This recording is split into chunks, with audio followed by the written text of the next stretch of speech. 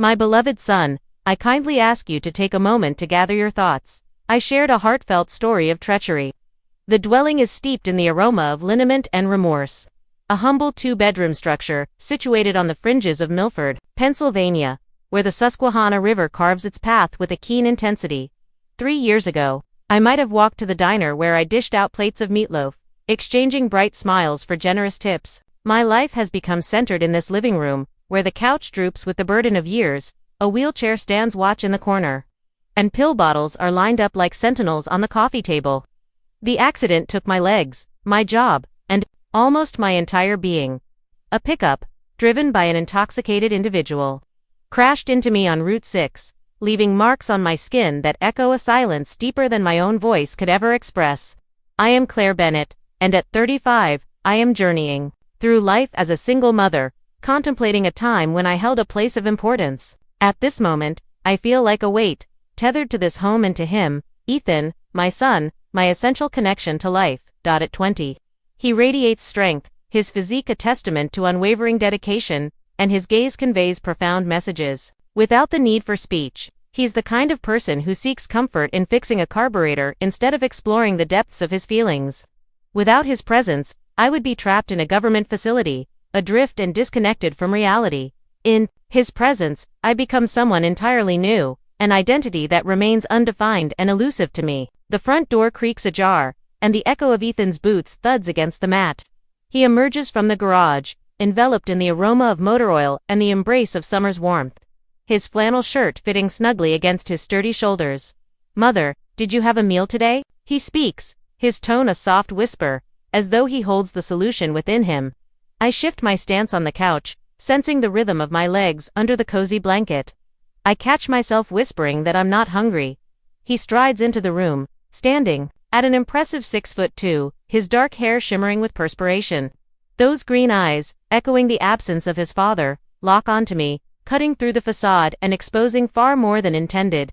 "It is essential for you to eat, Claire." He places his toolbox by the door, the clatter of metal against the floor echoing in the quiet. He's the only one who calls me Claire now, leaving behind the title of Mom.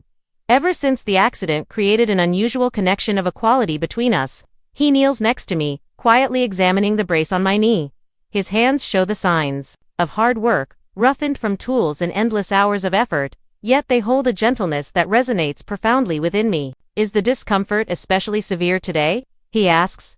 I turn my gaze away, acknowledging with a quiet nod. He stands too close, too essential, and I loathe the intensity of my reliance on him.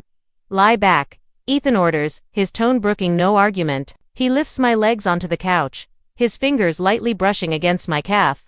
I flinch. Not from hurt, but from the electrifying force of his touch, both potent and disquieting. "Relax," he whispers, his fingers starting to knead the tight muscles around my knee.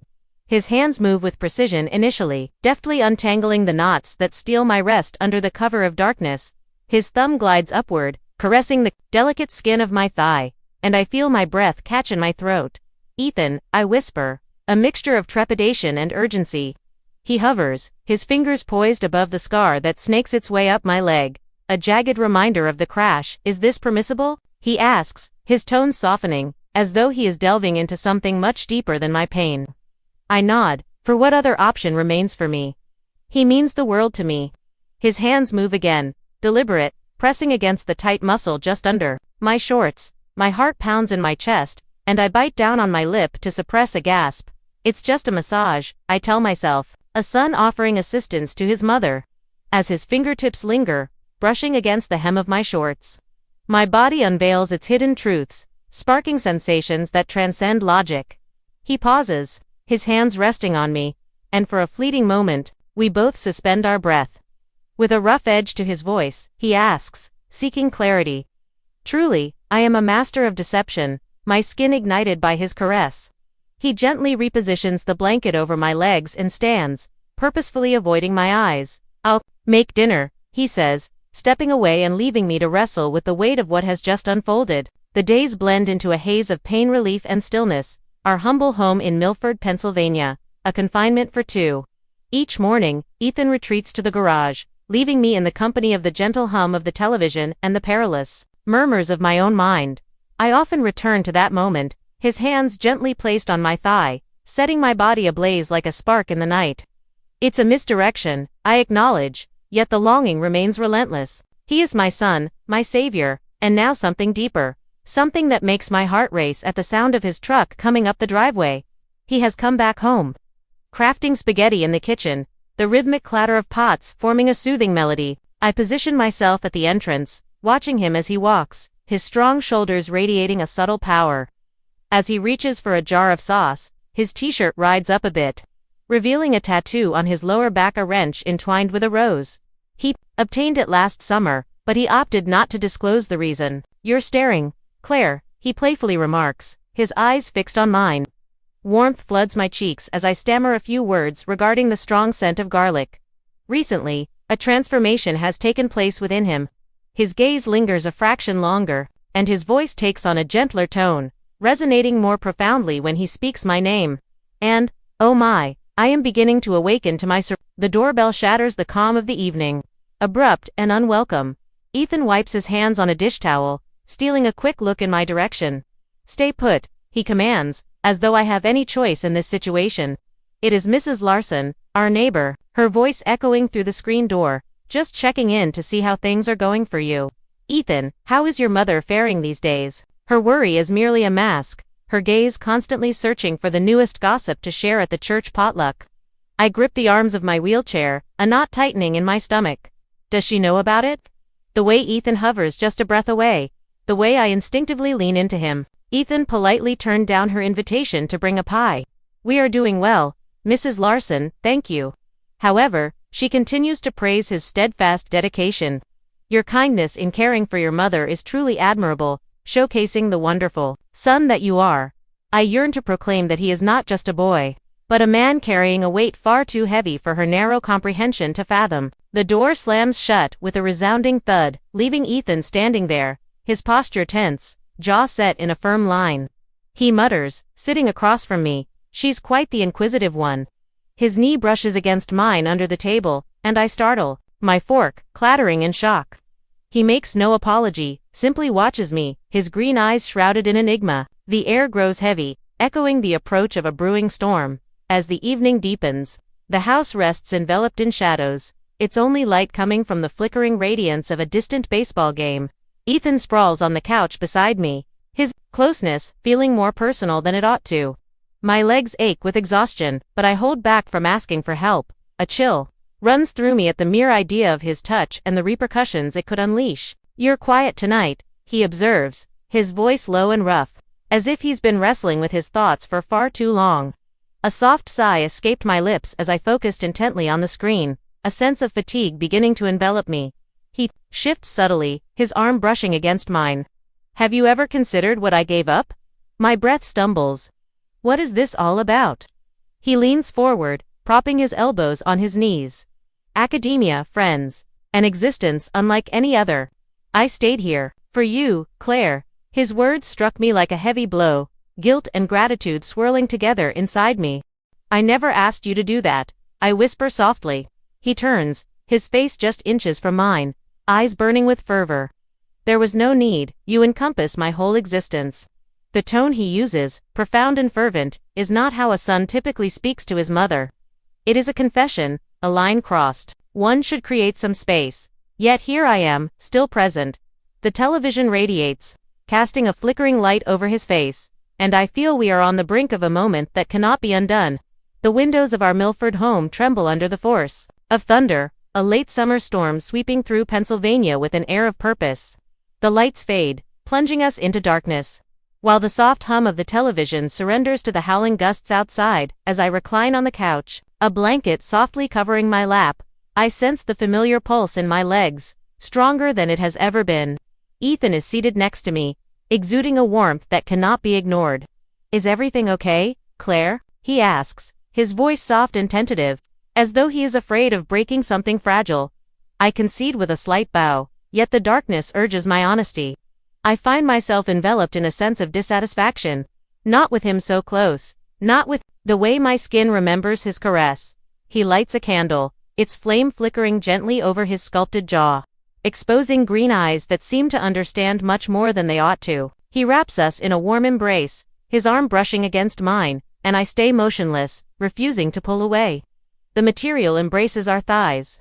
An unspoken agreement established between us. The storm outside my window mirrors the inner upheaval, a maelstrom of confusion and longing. His hand lingers on my knee, not to ease pain, but to anchor us in this moment. Is that truly you, Claire? His whisper resonates with unwavering clarity. This acts as a warning. I must bring this to a close. I do not. His fingers trace my thigh, with a deliberate slowness, making my breath catch, resonating in the quiet around us. Tell me to stop, Ethan says, his voice a gravelly whisper tinged with desperation.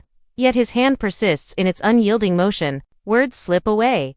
Ideas fade in the fire where our bodies connect.